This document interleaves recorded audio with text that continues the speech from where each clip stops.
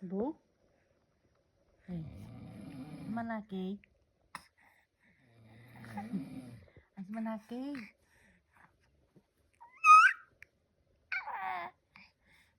Mà vịt đọc này tôi nhành. Sao chành giết? Sao vải ấy? Bắt cờ lá. Hả?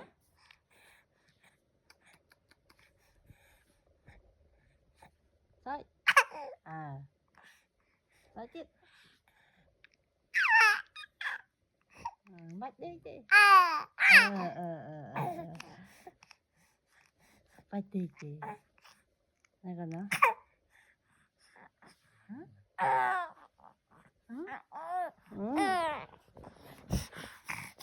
Lợi tiệt.